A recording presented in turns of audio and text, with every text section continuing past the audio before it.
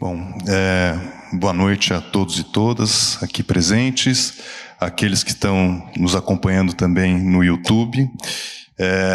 Mais uma vez eu agradeço muito a presença e aqueles que estão acompanhando todo o seminário USP Pensa Brasil.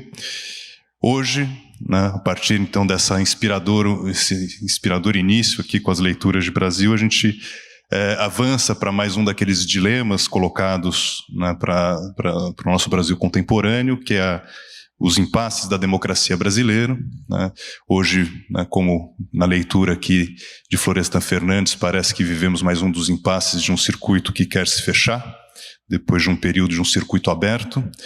E para fazer o início dessa discussão, a gente tem a satisfação de ter aqui presente para a nossa conferência a querida professora Maria Hermínia Tavares de Almeida, atualmente pesquisadora sênior do SEBRAP e professora titular aposentada do Departamento de Ciência Política da FEFELESH e do Instituto de Relações Internacionais, atuando nos programas de pós-graduação em Relações Internacionais e em Ciência Política da USP.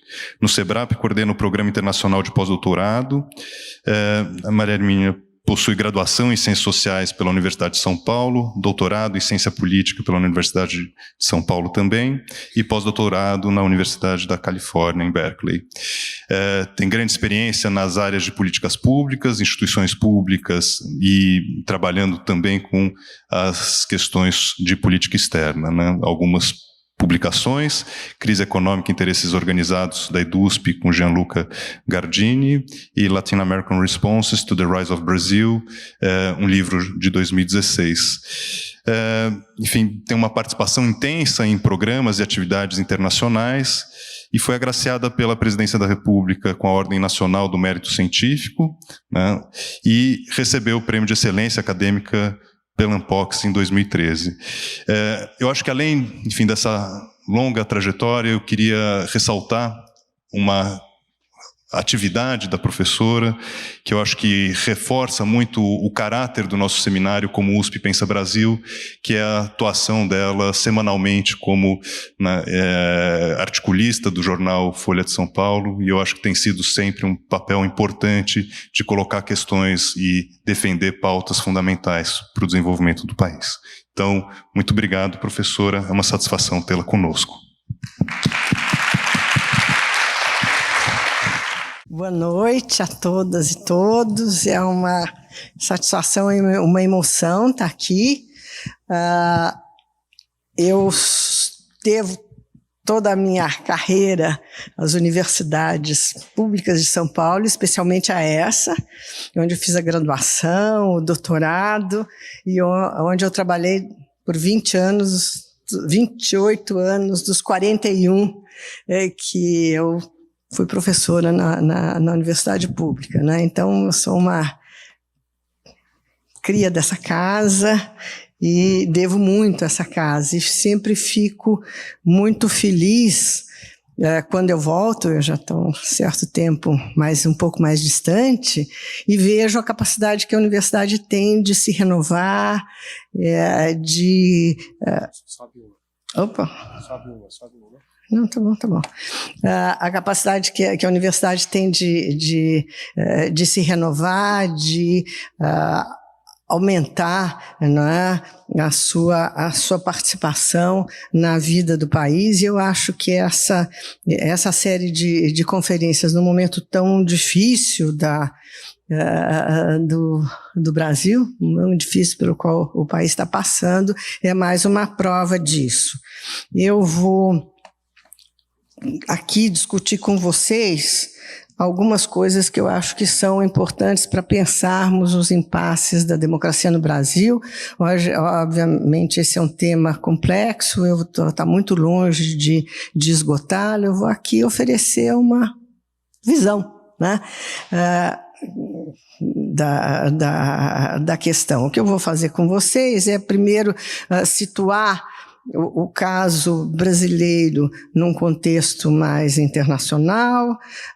Depois eu vou discutir o que me parece são dois níveis de riscos à democracia no país, Um risco que é mais contingente e que tem que ver com atitudes do governo, e um risco mais estrutural, que tem que ver com atitudes e predisposições da sociedade. Em terceiro lugar, eu vou discutir quais são os mecanismos, vamos dizer assim, de contenção, não é, da crise democrática no país. Eu queria começar fazendo uma observação que é mais ou menos óbvia, não é?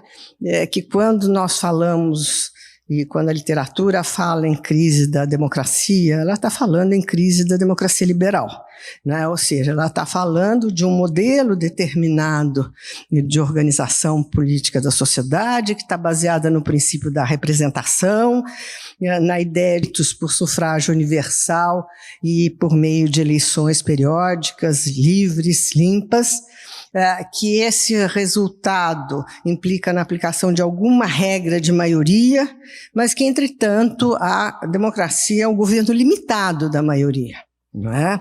Limitado pela lei, limitado por instituições que tratam de impedir uma concentração excessiva da capacidade de decisão no governo central, né?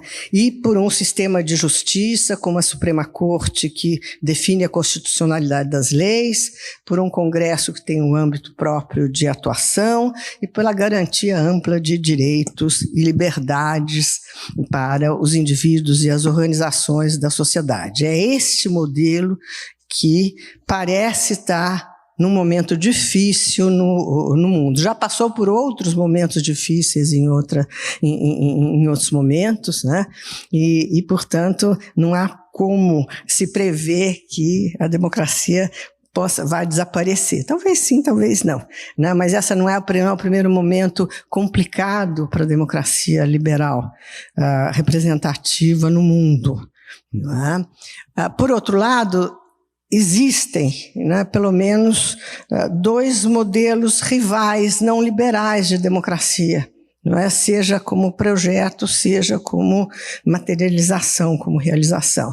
O primeiro é a ideia de que a representação, na verdade, distorce, não é, a vontade do povo e, portanto, a verdadeira democracia tem que ser direta, não é?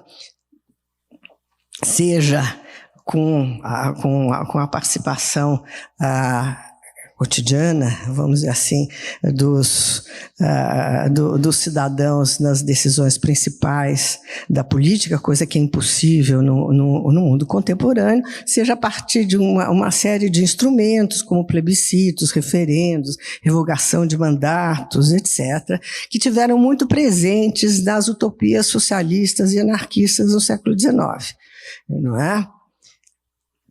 O segundo modelo não liberal é aquele que, de alguma forma, diz que a gente podia chamar de democracia de líderes, é aquele que, de alguma forma, diz que o líder é expressão e encarnação do povo, não é? E, portanto, o exercício do seu poder não deve ter ser freado, né? Não deve ser limitado. O Frederico Filkenstein, que é um historiador, não é? Historiador do fascismo, principalmente, diz que, na verdade, os modelos de democracia não liberal acompanharam, de uma certa forma, como sombra, né? E algumas vezes se materializando, a história da democracia liberal, da democracia representativa no mundo contemporâneo. E, de uma certa forma, fascismo e populismo seriam formas diferentes dessa tradição não liberal de democracia. Isso simplesmente para a gente estabelecer sobre o que nós estamos falando, não é? A literatura em ciência política tem falado no período recente, tem caracterizado o período recente como um período de recessão da democracia liberal no mundo, não é? Há muitas há muitas organizações que medem essa recessão, não é? A Freedom House tem indicado uma reversão da tendência à expansão das democracias liberais no mundo na última década do século passado, e tem caracterizado o período recente, os últimos 15 anos, como um período de erosão da onda liberal-democrática que havia crescido no mundo a partir dos anos 1990, não é? Ela é uma onda que começa no sul da Europa, com a democratização da Espanha e de Portugal, atinge a América Latina, né? Houve um momento que praticamente todos os países da América Latina, com exceção do Haiti, de Cuba, eram países que tinham alguma forma de instituição democrática representativa. Vai para a Europa Central e para os países em que os modelos socialistas entraram em colapso, e chega até em alguns países do extremo do leste asiático, como a Coreia. Então, foi um momento que alguns autores caracterizaram como uma maré montante, vamos dizer assim, da democracia liberal no mundo.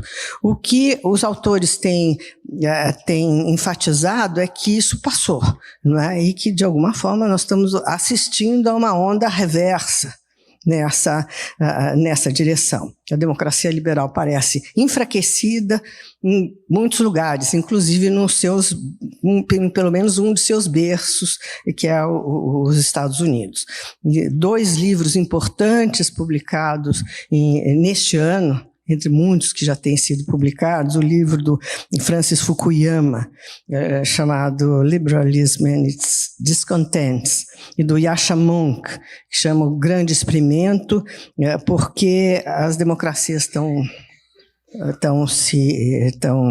despencando, né? E como elas podem resistir. De alguma maneira, são exemplos dessa percepção de que até nos centros originais, onde a democracia liberal se enraizou e se estabeleceu e se estabilizou, o sistema parece estar passando por dificuldades. E essas dificuldades, nos países centrais, não só neles, aparecem como maior polarização política, como emergência de movimentos, de partidos e de forças políticas não democráticas que ganham uma expressão importante, inclusive uma expressão eleitoral importante em vários países. Basta pensar no Vox, na Espanha, no partido, acabei de esquecer, no partido neonazista da Alemanha, enfim, em todos esses países parece haver uma expansão das forças de direita extrema, não é? E uma redução, não é, do espaço de forças de centro, não é? Em alguns casos também de forças de esquerda. A medição do que está acontecendo com a democracia varia de organização para organização, todas elas implicam vamos dizer assim, numa certa arbitrariedade na classificação dos países, né? Mas eu vou mostrar para vocês 3 exemplos que todos apontam de alguma maneira na mesma direção. É aqui. Primeiro aqui. Esse é o mapa da Freedom House, não é? De 2021. A Freedom House trabalha com um conjunto de indicadores, não é, sobre o estado da democracia no mundo, onde vocês veem, não é, uma certa países importantes que estão caminhando, vamos dizer assim, na direção, talvez estejam caminhando na direção de sistemas menos democráticos. O que eu queria chamar a atenção nesse slide é que, se a gente olhar para os países intermediários, para os grandes países intermediários, todos eles hoje, de alguma maneira, estão numa situação de risco democrático, quando não de reversão a sistemas autoritários. No leste europeu, no espaço da antiga União Soviética e no nosso pedaço aqui, no México, na Argentina, na Europa, na Turquia, na Índia, não é? Considerada durante muito tempo talvez um êxito de institucionalização do sistema democrático num país muito pobre, não é? O VIDEM, que é uma outra organização, outra instituição que faz índices, vamos dizer assim, de estabilidade, vigência e robustez democrática, aponta mais ou menos na mesma direção, né? Os índices variam, os números variam, mas de alguma maneira mostra uma tendência parecida.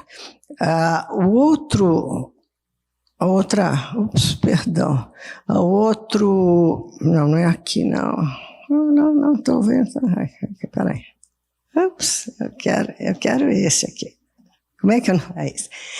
Isso aqui é um índice do Polit4, né, que é uma outra organização, e a vantagem desse índice é que ele começa lá no final do século, do começo do século XX, não é? E a gente vê a linha azul é a evolução do número de democracias no mundo, a vermelha é do número de sistemas autoritários no mundo, e a linha negra indica os sistemas que estão ali, eles chamam de anocracias, um termo meio pedante, mas que são sistemas que estão ali num limite perigoso, né?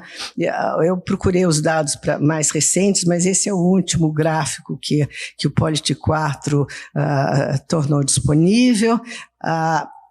Ele mostra que depois de haver um grande crescimento do número de democracias, houve uma certa estabilização. Se ele continuasse mais alguns anos, começaria a cair. E o que cresce são esses regimes instáveis, né? São esses países, o número de países com regimes instáveis. Todos esses índices estão sujeitos à discussão, né? Sobre critérios de classificação, mas todos eles têm apontado um pouco mais ou menos na mesma direção.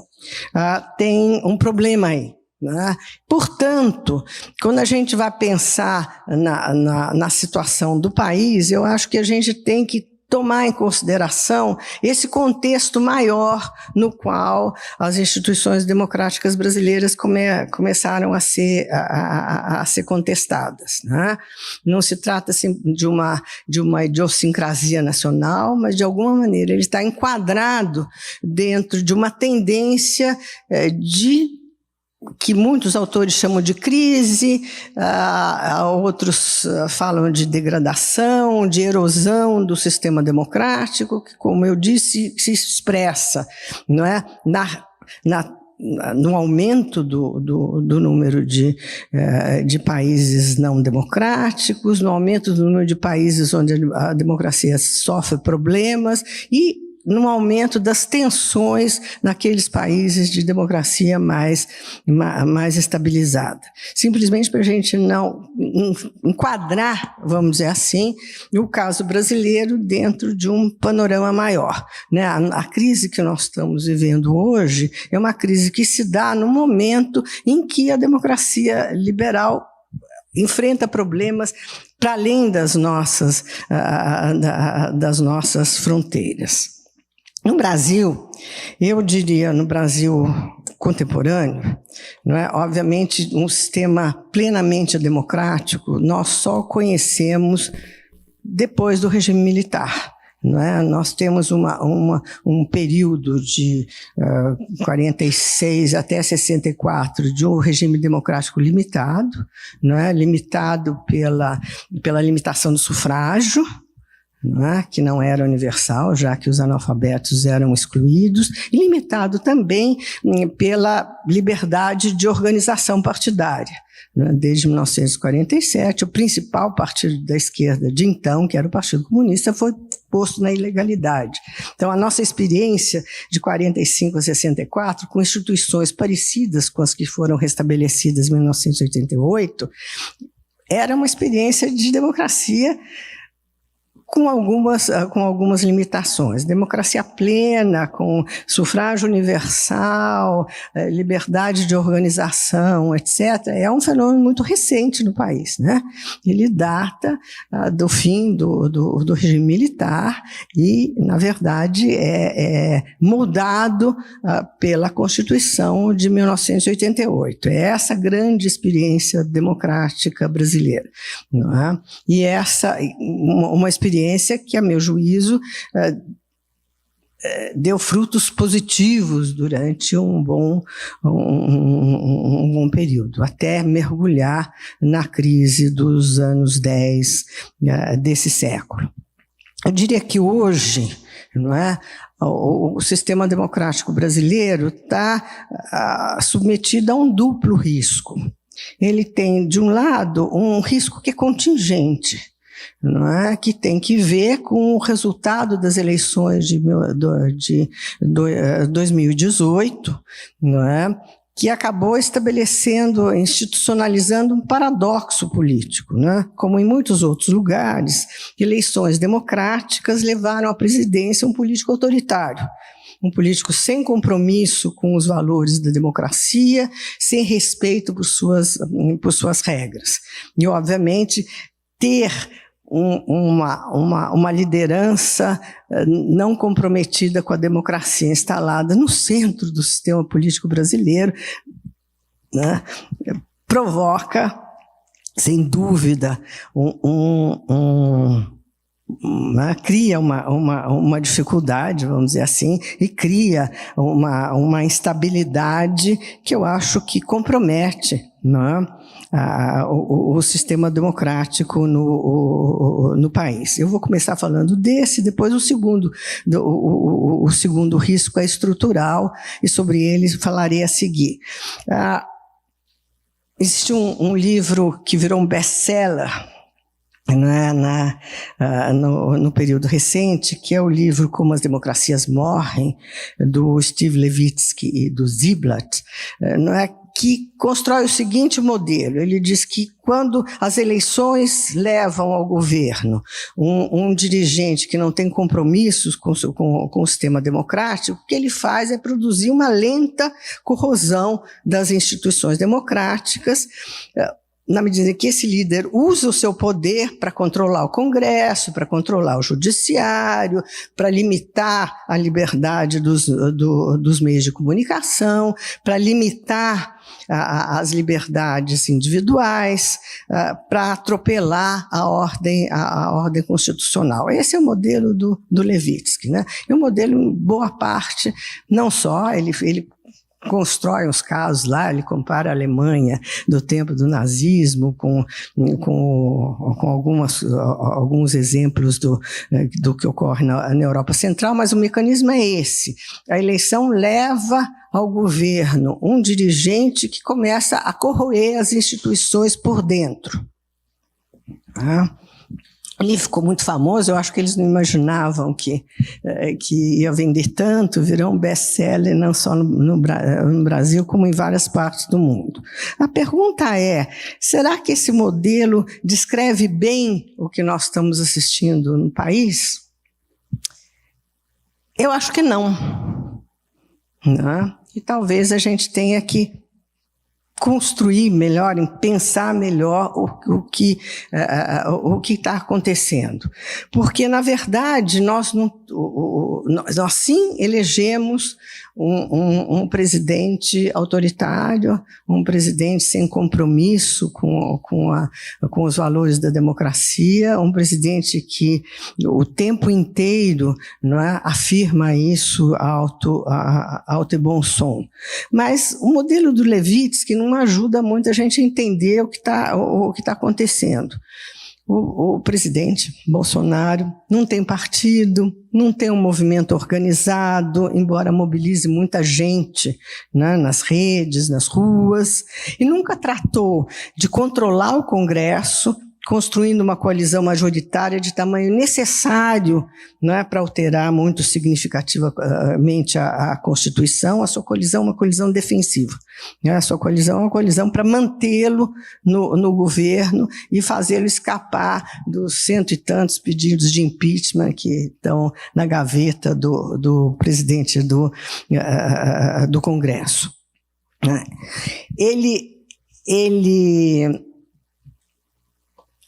assediou, agrediu a grande imprensa, mas nunca tentou controlá-la, né? Nunca tentou reformar o judiciário. Então, na verdade, a gente está diante de um dirigente que faz mal ao sistema democrático, sem dúvida nenhuma, né? Mas que faz mal com uma estratégia de um confronto que é repetido, mas que é limitado, como se fosse uma provocação permanente, não é? Uma criação premeditada do caos. Não sabemos, não é, quais são os limites disso, mas eu acho que a literatura que tem tratado de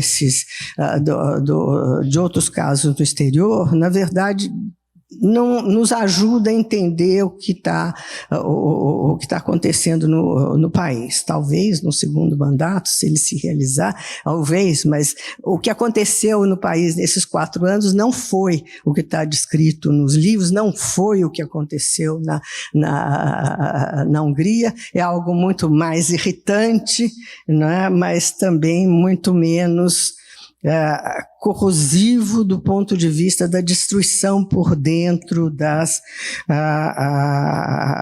instituições. Então, nós estamos diante dessa experiência dos últimos 4 anos, que é uma experiência que nos deixa todos nervosos, né? Deixa todos apreensivos, mas que não pode ser, a meu juízo, completamente entendida com os instrumentos que, pelo menos, a literatura de ciência política tem mobilizado para entender esses processos de erosão democrática. Espero que a gente tenha um tempinho para conversar, vai ter um debate, a gente pode voltar a esse tema. Eu queria tratar agora do segundo risco, que eu acho que é mais estrutural. E esse risco à democracia é um fenômeno mais profundo, é um fenômeno anterior às eleições de 2018, é um fenômeno que provavelmente vai sobreviver a uma eventual derrota eleitoral do populismo de direita neste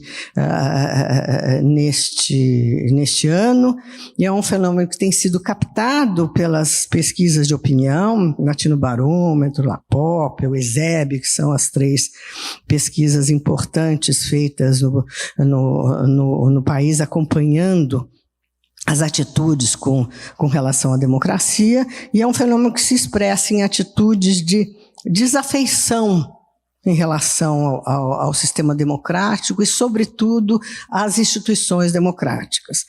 Eu montei aqui uns quadrinhos usando os últimos dados do Latinobarômetro, não é? o Latino Barômetro está indo a campo, eu acho que esse ano eles estão recrutando pesquisadores, etc. Os últimos dados são de 2018. Normalmente o Latino Barômetro fazia um levantamento anual. Por conta da pandemia, esse levantamento foi suspenso, e ele compara a virtude dos dados do Latino Barômetro, ele comparar, não é, os países da América Latina e, portanto, nos permitir situar o Brasil num contexto mais amplo. Eu vou mostrar 3 quadros. O primeiro é esse, né? Apoio à democracia medido por aquela famosa pergunta que, a meu juízo, talvez tenha que ser mais refinada, né? Daqui para diante, se a democracia é sempre preferível a outros sistemas de governo. Não é? A média dos latino-americanos que acham que a democracia é sempre preferível, que achavam, pelo menos até 2018, sempre preferível a qualquer outro tipo de governo, não chega a 50%, não é? Mas existem países que estão acima da média, né, e países que estão abaixo da média. E o Brasil está abaixo da média. Não é? O Brasil e o México estão num grupo muito estranho para suas características e para sua história, etc. O Brasil e o México estão num grupo de países muito instáveis politicamente, de países que têm uma história, vamos dizer assim, de política competitiva muito interrompida por golpes, etc. Se a gente fosse... sem saber os dados, se você diz, bom, classifica o Brasil em algum grupo, a gente classificaria o Brasil no grupo da direita, não no grupo da esquerda, com o Panamá, com a República Dominicana, com Honduras, com El Salvador. E esse dado é de 2018, 2018 não foi um ano bom, né, do ponto de vista da avaliação da democracia, mas... o lugar do Brasil nesse grupo é consistente, vem desde 1995. O Brasil nunca teve do lado de cá.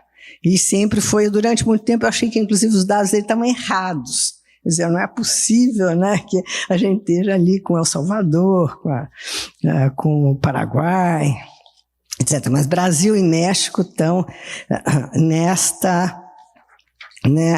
neste grupo. Aqui eu apresento o mesmo dado longitudinalmente, não é?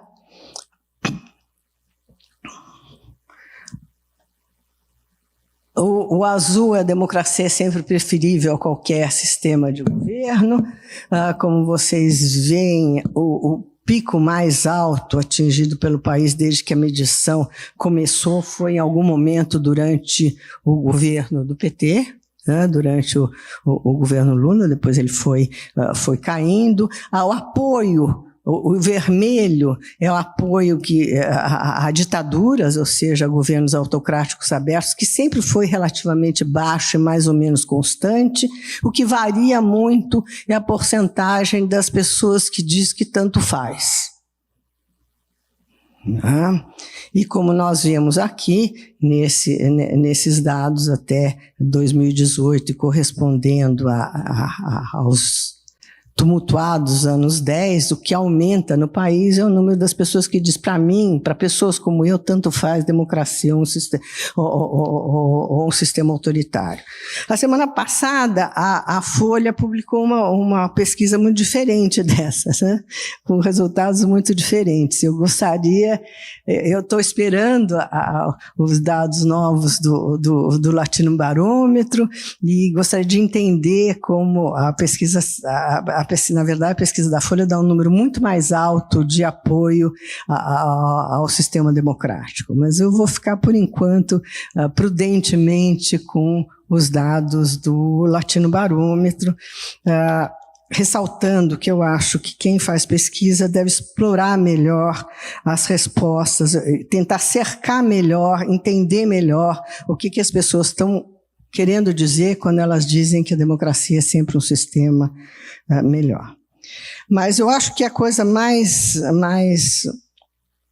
talvez mais preocupante é este dado a seguir, que diz respeito à avaliação das instituições políticas e uma vez mais, põe o Brasil numa situação diferente. Aqui não estou comparando, eu só comparo com a média, né? Eu comparo a média latino-americana com o Brasil. A média latino-americana é sempre o primeiro dado, o Brasil é sempre o segundo dado. O Brasil vai melhor do que a média dos outros países na confiança nas igrejas, nos militares, na polícia, no judiciário, na imprensa e nas organizações não governamentais.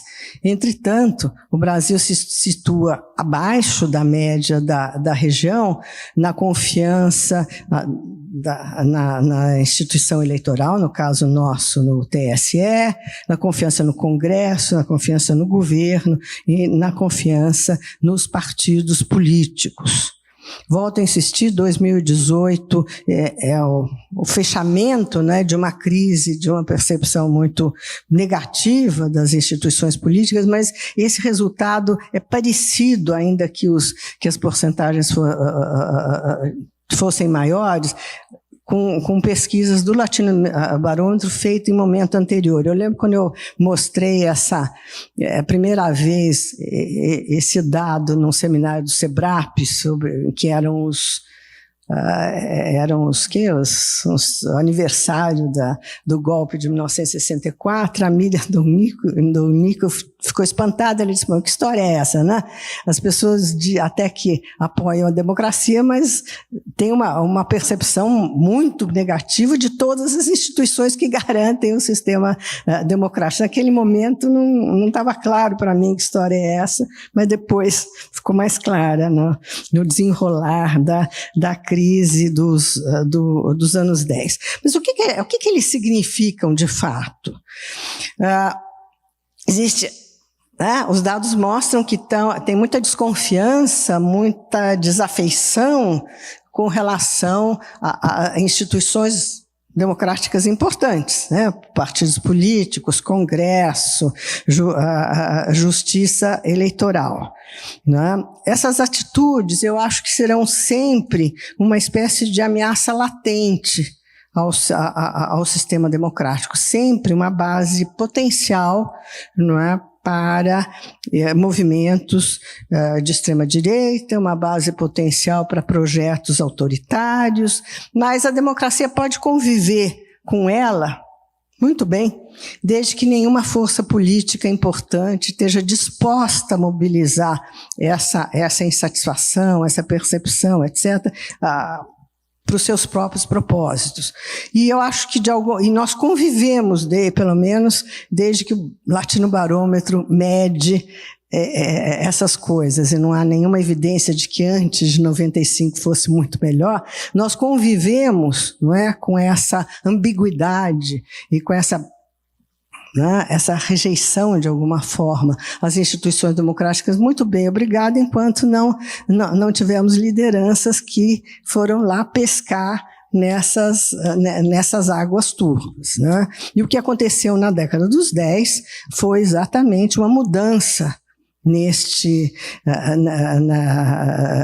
contexto, uma mudança que implicou no aparecimento na sociedade de movimentos organizados, expressando seja desafeição, seja abertamente predileção por lideranças não democráticas. A Ângela Alonso tem feito um belo trabalho de levantamento desses movimentos, não só ela, hoje em dia tem um número bastante grande de pesquisas mostrando quais são os grupos, como é que eles se organizaram, e eles começam a se organizar no final da primeira década, em torno de 2010, e começa a aparecer na rua, nas manifestações de 2013, e depois a se separar na rua em 2015 e 2016.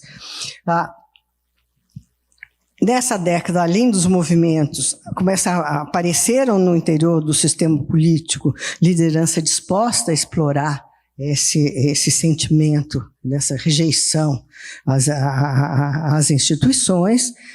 Neste mesmo período, aumenta a polarização e o que ocorre é uma decadência do centro político, do centro-direita mais comprometido com a democracia e uma ascensão da direita mais extremada, processo que se costuma chamar de polarização, né? Nós temos polarização quando o centro afunda, né? Eu espero que talvez o Pablo fale disso nos seus comentários, quando nós viemos aqui juntos para a conferência. Eu confesso que eu ainda não entendo completamente esse processo que ocorre na década dos 10. Toda a literatura que fala do exterior, né, diz o seguinte: os movimentos de extrema-direita estão crescendo entre os perdedores da globalização, entre aqueles que foram afetados pelo processo de globalização e depois pelo processo pela crise de 2008, pela maneira como a crise foi enfrentada. Eu tive num debate com o Eduardo Janete da Fonseca, que dizia exatamente isso, né? O que acontece é que, né, a crise dos anos de 2008 e as suas consequências, junto com o processo de globalização, produzem largos segmentos das sociedades, sobretudo das sociedades de capitalismo mais maduro, que se perderam nesse processo. E é essa gente que é base da extrema-direita. E existem muitos estudos mostrando isso, né? E tem estudos mostrando que esse é o processo que dá lastro para o trumpismo, que esse é o processo que dá lastro para os partidos de extrema-direita na Europa. São os perdedores. Aqui não é bem isso, né? Aqui, pelo menos a base mais aguerrida da extrema-direita é de ganhadores. Né? É de gente de ganhadores num país pobre, né? São pessoas de renda média para alta, de regiões mais ricas, né? O típico, eu fiz um trabalho com o Fernando Guarnieri sobre trabalhando com as pesquisas da Folha de São Paulo, um pouco antes das eleições de 2018, o eleitor típico do Bolsonaro era homem, branco, de renda média para alta educação do Sul, né, evangélico. Então, é um perfil um pouco diferente daquele que é descrito na literatura, né? Tem um livro lindo do Didier Ribon, onde ele conta como se dá esse processo na cidade onde da onde ele saiu, e onde a família dele, que era uma família que apoiava o Partido Comunista Francês, se passa por Le Pen, chama Retour à Reims. É lindo esse livro. Então tem toda tem todo um conjunto de estudos que o próprio Piketty diz isso de uma outra maneira, né? O Piketty diz a esquerda virou a esquerda, o eleitor de esquerda, que era mais pobre, menos educado, não está mais, né, com a esquerda europeia, na verdade, hoje é mais educada e, de alguma forma, tem um discurso, tem uma agenda, etc., que está descolada da população mais pobre, está descolada dos perdedores da globalização. Não me parece que esse seja o panorama do país. O Pablo tem ideias e dados muito interessantes sobre isso, imagino que ele possa falar um pouco depois. Então, tem muita coisa que a gente tem que entender. Então, resumindo, quer dizer, nós temos um resultado eleitoral que colocou no centro do sistema político brasileiro uma liderança autoritária, uma liderança de extrema-direita, e temos na sociedade valores, atitudes, inclinações, etc., que apontam na direção de um certo desgosto com o sistema democrático e, sobretudo, eu diria, uma rejeição das instituições da democracia representativa. E, no período recente, essas duas coisas, de alguma maneira, estão caminhando, né? Estão se aproximando. Apareceu no sistema político uma liderança disposta a explorar este mal-estar. O destino da democracia no Brasil não depende só disso, né? Ele depende da capacidade que se tenha de colocar barreiras, vamos dizer assim, ao avanço da extrema-direita. E agora eu queria, já me encaminhando para o final, eu queria chamar a atenção para o que a literatura de ciência política tem enfatizado, no fundo, o sistema político. Se a gente olhar pelo lado mais sociológico, né, existe uma base, vamos dizer assim, relativamente considerável, né, para experiências não democráticas. Existe uma base, pelo menos, que pode explicar, não é, uma parte dos impasses, uma parte dos problemas do sistema democrático brasileiro, mas a gente tem uma experiência de construção institucional que eu gostaria de chamar a atenção aqui, e que pode ser, né, um mecanismo de contenção, e tem sido, nesse último período, um mecanismo de contenção dos impulsos autoritários que vêm do centro do governo, não é? O Brasil tem um sistema político que alguns cientistas políticos chamam, de maneira um pouco pedante, né, de sistema consociativo, né, e que na verdade, se caracteriza por ter um conjunto de mecanismos que limitam a concentração da capacidade de decisão no Executivo Nacional. Não é? Nesse sentido, eles inibem, não é, a formação, né, inibem a capacidade de destruição de um governante disposto a erodir as instituições democráticas. Não é? Esses mecanismos são vários. O primeiro deles, eu gostaria de chamar a atenção, eu não fui a primeira pessoa a falar disso, não é? As eleições ocupam um lugar muito importante na vida política brasileira. E se a gente comparar com países vizinhos, nós temos uma história eleitoral contínua que vem do Império. Né? Ou seja, mesmo quando não havia democracia, mesmo sob um regime oligárquico, as elites resolviam suas disputas através das eleições. Né? Por eleições que no século XIX não eram tão diferentes das que ocorriam na Inglaterra, etc., com muita corrupção, com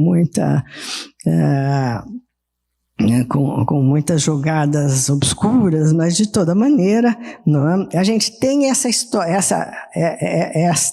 história contínua de resolver as disputas, pelo menos entre as elites, por meio do mecanismo eleitoral, que só foi interrompido num período muito curto do Estado Novo. Durante todo o resto do tempo teve eleição até sob o regime autoritário. Quem chamou a atenção pela primeira vez essa característica foi o Bolívar Lamounier, e a partir do qual ele, inclusive, construiu uma explicação muito engenhosa e inovadora sobre a transição brasileira do autoritarismo para a democracia. Então, nós temos eleições e temos uma autoridade, hoje temos eleições limpas, periódicas, que se repetem a cada 2 anos, com bastante participação, e temos uma autoridade eleitoral independente, que são as instituições da Justiça Eleitoral, né, encabeçada pelo TSE, que é robusta, né, que foi se robustecendo ao longo dos anos. Então, o primeiro mecanismo, vamos dizer assim, de contrapeso institucional são as instituições eleitorais, né, sólidas. A segunda é a federação, não é? Que é sabidamente uma estrutura montada para impedir que o poder se concentre num lugar só. Se alguém aqui no público tem dúvida com relação a isso, pense o que teria acontecido na pandemia se nós fôssemos um Estado unitário à la Inglaterra, não é? Onde o governo central tem uma capacidade decisória, né, de concentração, de capacidade de decisão imenso. O sistema, a federação descentraliza de alguma forma, né? Desconcentra de alguma forma a decisão. Os governadores são importantes, o jogo entre eles é importante, eles de alguma maneira tem uma influência no Congresso, prefeitos de grandes cidades são importantes, e se nós sobrevivemos bem ou mal, né, a pandemia, isso teve que ver, tendo um governo que fez tudo que sabia para atrapalhar, né, fez tudo o que sabia para negar o desastre, isso se deve ao fato de que ele não manda tudo, né, e que o sistema federativo, governadores, etc., conseguiram montar minimamente, né, uma reação. A terceira instituição importante, que é muito mal falada no país, é o multipartidarismo, né? Nós temos, por N razões, não é? Nós temos um sistema multipartidário muito fragmentado, né? Talvez até fragmentado demais, não é? Mas que impede o surgimento de um partido majoritário, não é? Que cria o que os meus colegas chamaram de presidencialismo de coalizão, ou seja, um governo multipartidário, não é? Um governo, portanto, onde nenhuma força consegue impor completamente os seus desígnios. E o presidente nunca tem maioria, né? Desde que os militares foram embora, todos os governos brasileiros foram de coalizão, aliás, em 45, 64 também, e isso tem um impacto moderador, para o bem e para o mal, né? Ele dificulta processos de reforma progressista muito avançados, mas ele também dificulta a operação da erosão das instituições democráticas. E, finalmente, nós temos uma Corte Suprema também robusta, que foi se robustecendo e que ganhou poderes com a Constituição de 1988 e que exerce o controle da constitucionalidade das leis. Todos esses mecanismos, na verdade, entraram em operação nos últimos 4 anos e explicam bastante da dinâmica que a gente conheceu, que a gente observou nesse período. E, finalmente, eu acho que tem mecanismos também que se geram no nível da sociedade, né? Nós temos uma imprensa que é competitiva, né? E, por ser competitiva, não só ela não é controlada pelo governo, mas como ela tem uma dinâmica em que, na competição, ela acaba, de alguma maneira, né, favorecendo o público no ponto de vista da informação, né? Nós temos, pelo menos, formas alternativas de informação. Nós temos organizações fortes da sociedade civil e que se fortaleceram bastante acho que nos últimos anos. Nós temos pluralismo de representação de interesses em sindicatos, organizações patronais, think tanks. Eu acho que existe todo um sistema na sociedade organizada que, de alguma forma, freia, né, o ímpeto autoritário que vem do governo. Não é? Então, esses são basicamente as observações que eu queria fazer com relação ao momento em que nós temos. Nós temos uma sociedade que produz, né, desconfiança, produz distanciamento, né, um distanciamento que não é típico só do Brasil, mas produz distanciamento com relação e desconfiança com relação às instituições democráticas, e nesse momento nós temos não só um governo que trabalha contra a democracia, como dá expressão a algo que existia antes dele, que estava aí na sociedade, que agora tem uma cara, que provavelmente terá uma cara, continuará tendo uma cara, seja qual for o resultado eleitoral. O que eu estou querendo dizer é que existe um espaço para o populismo.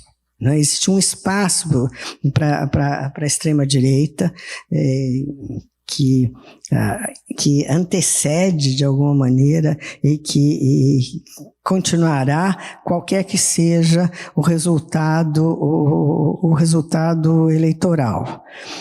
Isso tem que ver com a nossa sociedade, com a sociedade que formamos, sem dúvida.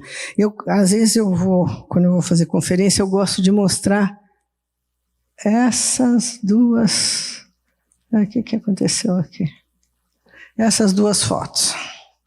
A primeira é do final da Guerra de Canudos, no final do século XIX.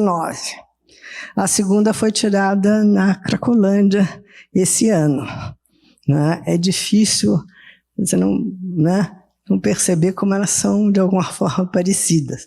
Né? Ou seja, nós produzimos um território, né, social, nós produzimos um terreno social onde é difícil fincar com estabilidade as estacas da democracia. Né? Um país com nível de pobreza muito elevado, né, 75% dos brasileiros ganham até 1,5 salário mínimo, grandes desigualdades não só de renda, mas, como nós sabemos, né, de raça, cor, sexo, região, né, níveis muito elevados de violência social, né, e, paradoxalmente, eu acho que no período democrático, do ponto de vista da sociedade, nós vivemos... Sim, tem grupos que sempre tiveram a favor de uma ditadura, etc., mas nós vivemos uma espécie de revolução tocqueviliana no sentido de expansão da ideia de igualdade de direitos, não é? Que foi, portanto, de expectativas, não é? Não necessariamente atendidas